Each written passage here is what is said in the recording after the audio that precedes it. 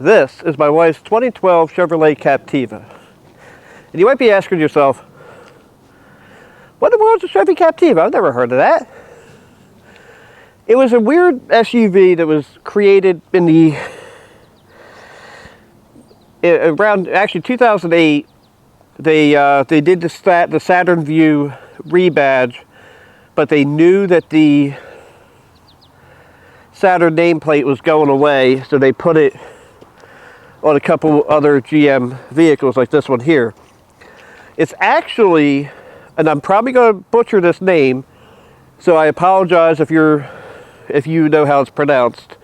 It is actually, I had it printed out, but I lost page 1 somehow. But it's the Opel Antara, A-N-T-A-R-A, or Antara, and is on the GM Theta, T-H-E-T-A platform. So, it was also called the Chevy Captiva Sport. There was a Chevy Captiva that was in different markets. It looked almost like a cross between an Equinox and an HHR. It was a really weird looking vehicle.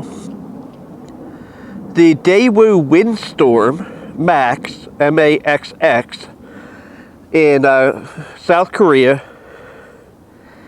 The GMC Terrain in the Middle East from 2008 to 2010. Actually, the Korean one was from 2006 to 2011.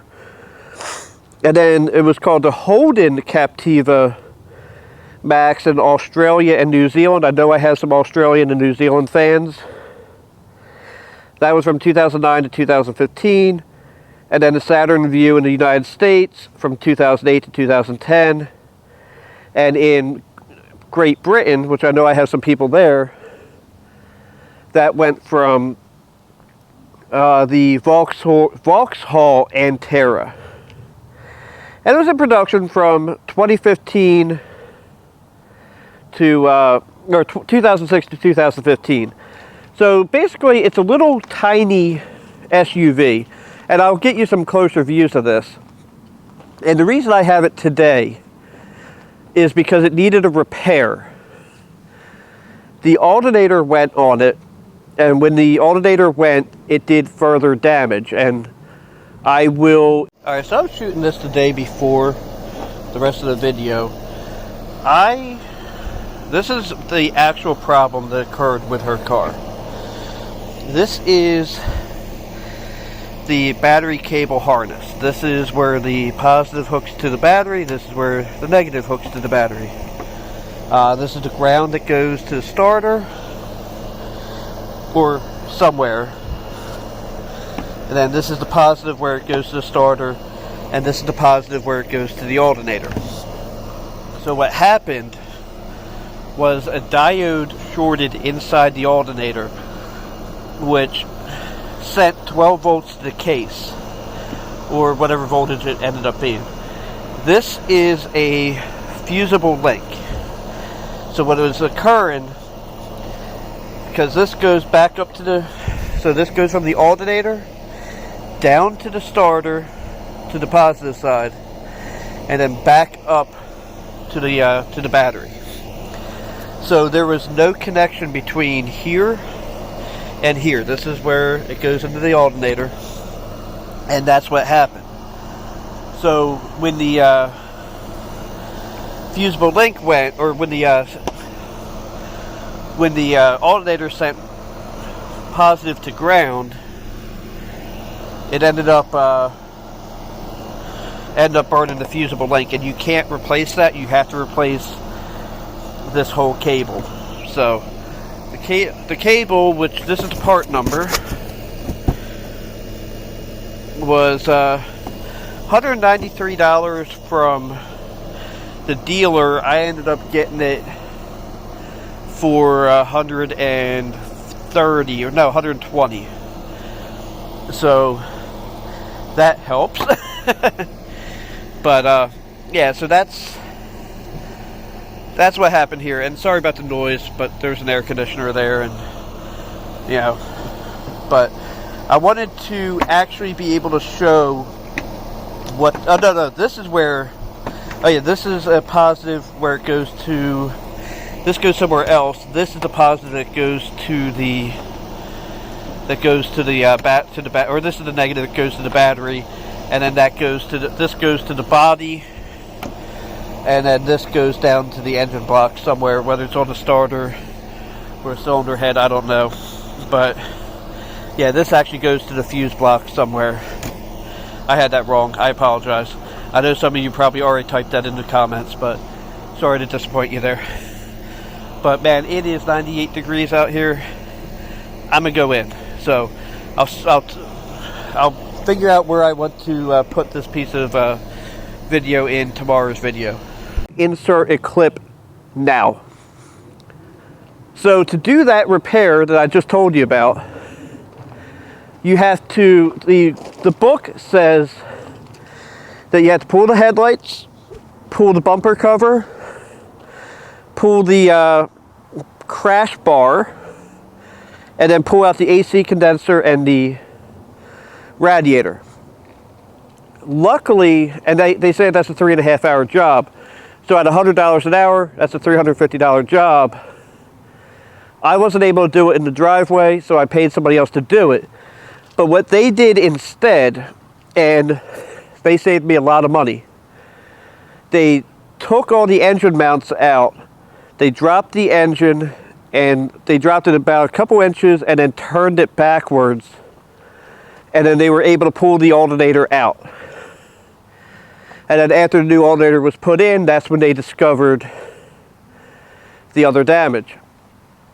So let's get a closer look at this car. I'm going to start with the business end, and we'll see how that goes from there. So this is, they call it a 5-door crossover SUV. And this has a decent amount of space in it. I'm glad she has these in here. When she goes shopping, she uses these to, let me turn the screen so I can make sure I see what you're seeing. And she uses them, you know, she's going to go to more than one place. She uses these coolers to keep it cool. And she pretty much always, crap, I just made a mess I got to clean up before I give her back the car. But she always keeps the driver's side rear seat folded down because nobody really sits there. But then we got the baby seat. Actually, he's not even a baby anymore. But we got the child safety seat in the other side, so that seat stays up. As you see, it's got a decent amount of room. I mean, like it's, and then under here, I gotta be honest, I've never looked under here. You have the spare tire. Oh, there's clips you're supposed to,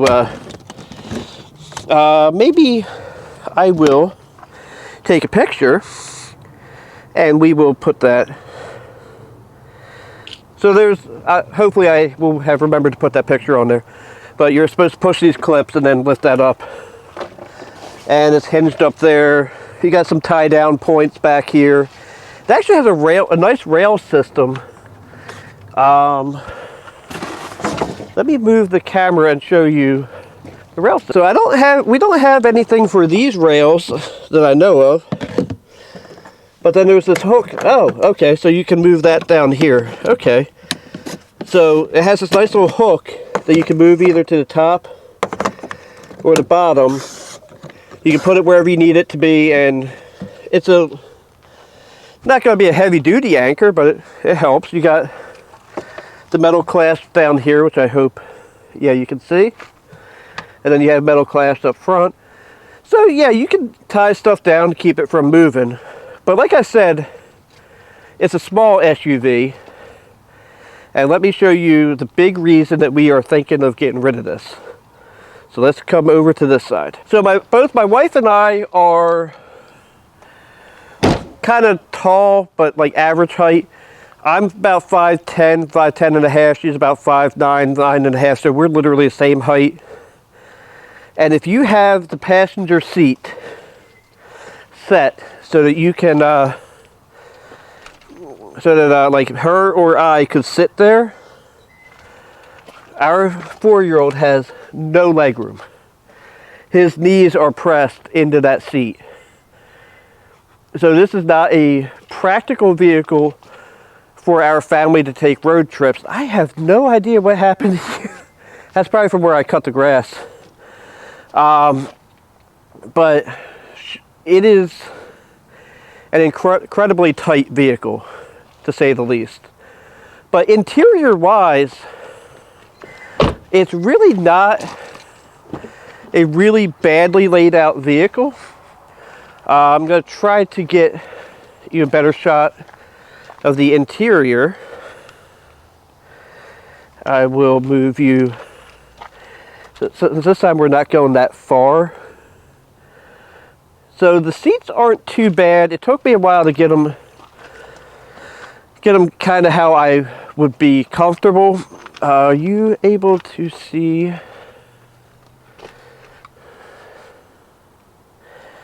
But they're really not that bad. The interior layout makes a lot of sense. I will kind of point some of that out to you a little bit later. A lot of things about this car are just fine.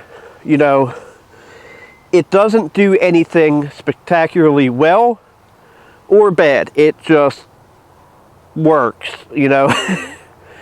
It's a car and it works. Like the radio is just fine. Since I can do this better from here, in the front you have a 5 1/4 inch driver and then a tweeter in the door. In the rear they're just 5 1/4 full range. The glove box is decently sized. She keeps a box of tissues in there, which is a very smart thing to do. The AC vents are in smart places. The passenger seat is a manual seat, but the driver's side is full power. I may try to show you that in a minute. But let me get you set up in a completely different layout and I will show you something else. So I don't know how well you can see this because I forgot to turn the screen around. But when I'm in the driving position, my legs are kind of, I don't want to say cramped, but I don't have a lot of left to right movement. And I will say that when you're driving the car, a lot of the stuff just makes sense where it's at. You got your shifter. It makes sense. It's got the electric parking brake, which I'm not a fan of. But whatever, you know what I mean? And then the radio is in a sensible location. It's the same radio that they used for a very long time. It's fine, you know, it's not spectacular. You have your rear window controls there. You've got your climate control there. Your headlights and all your other buttons are here. The fuel economy is not too bad. I was doing 70 miles an hour. It's about a 30-mile trip. And I was averaging the upper 20s. I was watching the instant fuel economy. And it was doing the upper 20s, low 30s the whole way. It's really not that bad. So the engine is overall pretty quiet. The AC, I have it set to auto and it's like 90 degrees right now. You'll hear the AC kick on. I'll shut that off for now. And like I was saying about the radio, let's see. There's a kind of love that God only knows. I hope I don't get any copyright for that. The radios sound fine. The driving dynamics are fine. You know, I would halfway consider myself to be a driving enthusiast. This is not a driving enthusiast car. I don't have a setup with me to really do well for film and driving. I have an idea though. We'll see how it works. Probably not well. Anyway, but overall the car is fine, you know, but let's talk about the engine next. Okay, so when I did the last review, this is the information that I got wrong. Dead wrong. So I printed out information. So this is the GM high feature V6. This is the 3.0 liter. They had a 3.0, a 2.8, 3.2, and then they are on the 3.6 now. They're on like a couple generations up. So the LF, I believe this is the LFW. Yeah, it says the flexible fuel version.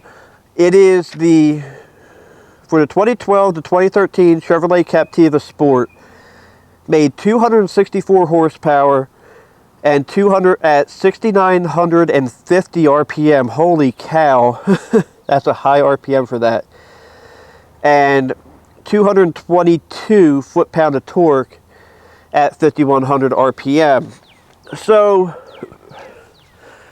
like I said before, I had this in the shop because the alternator went, and I ended up having to replace, well, we ended up replacing the entire battery cable system, which is completely ridiculous. And I appreciate the fact that the shop I took it to, when I look at this, I'm not saying, hey, this thing was worked on. Because everything looks exactly as it should have from the factory. Which is good. I'm very happy with the people I had to do the job. Which is Brothers Truck and Auto in Newcastle, Delaware. If you need work, I'd give them a call. They do very good and professional work. And they are very good people. So I'm going to try to get it on the road and see how it drives. And then I'll give it a Doug score. No, I won't give it a Doug score. Anyway, let me see what I can do. So this actually worked out better than I thought it would. You are actually in the passenger seat right now. And we'll take a quick drive. Now this has a very small or very short wheelbase. So it is a little bumpier than, say, like my Silverado is. And you'd think the Silverado, being a pickup truck, would,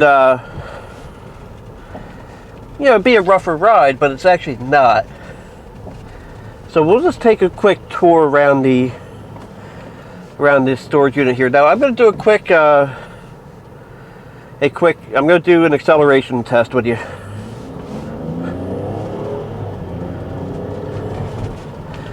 And that's 35 miles an hour from about 2. It's actually, I mean, it's not a fast car by any means. But it's got plenty of power. That's the thing that really surprises me. Now, one of the things you can't see, and I'm going to turn the camera so you can. This thing has massive A-pillars. So like when I was coming around that corner, I had to really slow down so I could make sure I wasn't going to run into anybody. The braking is average. I have Duralast Max pads from AutoZone and the standard rotors on it, which seem to work pretty okay. Especially for the way she drives. I am a much more aggressive driver than she is. So, see how that goes. And I'm noticing some storm damage with my other stuff. So, I will have to check that out before I leave. But overall, I would say that I have been unfair to this vehicle because I have always had a funny thing of I would rather do blank than drive this car. But honestly, this car has been great. I don't know about great, but it has been very good. It's been very reliable. Right now it has, let me look at the odometer. 115,105 miles. We got it with, I think, like 80,000 on it. And maybe even less than that. But we've done brakes. We did wheel bearings all the way around on it. Tires. And I think that's it, other than this alternator. And, stuff like that, you can't really fault a car for that bad. So, that being said, I think I'm going to go ahead and call this the end of this video. Thank you for watching. Have a blessed day, and don't forget to like, comment, and subscribe.